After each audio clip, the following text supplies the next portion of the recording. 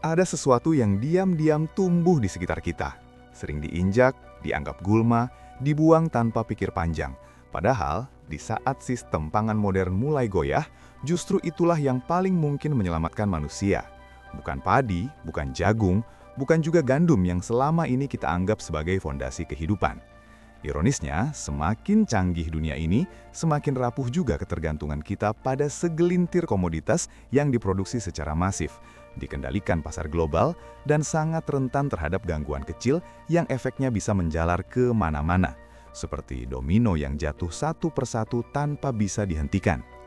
Kita hidup di zaman di mana makanan terlihat berlimpah, supermarket penuh, aplikasi pengantaran makanan tinggal klik, dan semuanya terasa aman.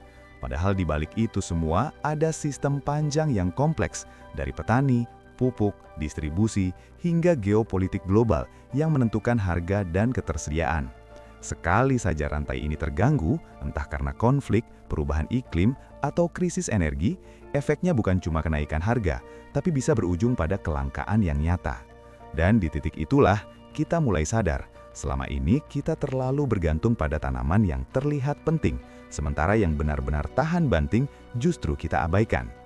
Gue nggak lagi ngomong soal teori konspirasi atau skenario film kiamat. Ini lebih ke realitas yang pelan-pelan mulai kelihatan polanya.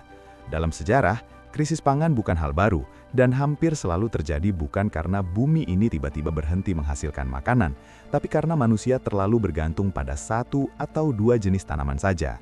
Monokultur, istilah kerennya, di mana satu jenis tanaman ditanam secara besar-besaran karena dianggap paling efisien dan menguntungkan. Masalahnya, efisiensi itu datang dengan harga mahal, kerentanan. Lo bisa lihat sendiri bagaimana perubahan cuaca yang makin ekstrim bikin panen gagal di banyak tempat. Atau bagaimana konflik antar negara bikin distribusi gandum terganggu dan tiba-tiba harga melonjak. Kita seperti berdiri di atas sistem yang terlihat kokoh, tapi sebenarnya rapuh karena terlalu terpusat. Dan di tengah kondisi seperti ini, tanaman liar yang dulu dianggap tidak berguna mulai dilirik kembali. Tanaman liar ini bukan sesuatu yang aneh atau baru ditemukan, justru mereka sudah ada sejak lama. Tumbuh tanpa perawatan, tanpa pupuk kimia, tanpa irigasi canggih, dan tetap bertahan di kondisi yang keras. Mereka bukan hasil rekayasa untuk produktivitas tinggi, tapi hasil seleksi alam yang panjang, yang membuat mereka lebih adaptif dan tahan terhadap perubahan lingkungan. Kalau dipikir-pikir, ini seperti perbandingan antara atlet yang dilatih di gym dengan alat canggih versus orang yang terbiasa hidup di alam liar, yang mungkin tidak terlihat sempurna, tapi jauh lebih tahan banting. Contohnya seperti daun kelor, krokot, atau bahkan tanaman seperti pakis liar yang tumbuh di hutan-hutan tropis. Selama ini mereka dianggap makanan alternatif, bahkan kadang dianggap makanan orang susah. Tapi di balik stigma itu, kandungan nutrisinya justru luar biasa. Kelor misalnya, sering disebut sebagai superfood karena kandungan vitamin dan mineralnya yang tinggi. Krokot, yang sering dianggap gulma di halaman rumah, ternyata kaya akan omega 3, sesuatu yang biasanya kita cari dari ikan laut. Dan yang menarik, tanaman-tanaman ini tidak membutuhkan sistem pertanian besar untuk tumbuh. Mereka tidak bergantung pada pupuk impor, tidak sensitif terhadap fluktuasi harga bahan bakar, dan tidak perlu distribusi panjang untuk sampai ke tangan konsumen. Mereka tumbuh di sekitar kita, gratis, dan seringkali diabaikan. Ini yang bikin mereka jadi sangat relevan di saat krisis. Sekarang coba kita tarik ke gambaran yang lebih besar. Ketika krisis pangan terjadi, yang paling terdampak bukan cuma negara miskin, tapi juga negara yang terlalu bergantung pada impor. Indonesia sendiri, meskipun dikenal sebagai negara agraris, masih mengimpor beberapa komoditas penting. Artinya, kita tidak sepenuhnya mandiri. Dan dalam kondisi global yang tidak stabil, ketergantungan ini bisa jadi masalah besar. Di titik ini, kita mulai melihat bahwa solusi tidak selalu datang dari teknologi canggih atau inovasi besar, tapi justru dari hal-hal sederhana yang selama ini kita anggap sepele. Tanaman liar adalah contoh nyata dari itu. Mereka tidak membutuhkan perhatian khusus, tapi justru punya potensi besar untuk menjadi sumber pangan alternatif yang berkelanjutan. Gue tahu, mungkin terdengar agak berlebihan kalau bilang tanaman liar bisa jadi penyelamat di masa depan. Tapi kalau kita lihat sejarah, banyak peradaban bertahan karena kemampuan mereka beradaptasi dengan lingkungan, termasuk dalam hal makanan. Mereka tidak hanya bergantung pada satu jenis tanaman, tapi memanfaatkan apa yang tersedia di sekitar mereka. Dan di era modern ini, kita justru kehilangan kemampuan itu. Kita terlalu terbiasa dengan pilihan yang instan dan seragam. Beras putih, mie instan, roti gandum, Semuanya standar. Kita lupa bahwa variasi adalah kunci ketahanan. Semakin beragam sumber pangan kita, semakin kecil resiko kita untuk mengalami krisis. Dan tanaman liar memberikan peluang untuk diversifikasi itu. Ada juga aspek psikologis yang menarik di sini. Selama ini, kita menganggap sesuatu yang liar sebagai sesuatu yang tidak terkontrol, tidak aman, bahkan tidak layak konsumsi. Padahal, banyak dari tanaman ini sudah dikonsumsi oleh nenek moyang kita selama ratusan tahun.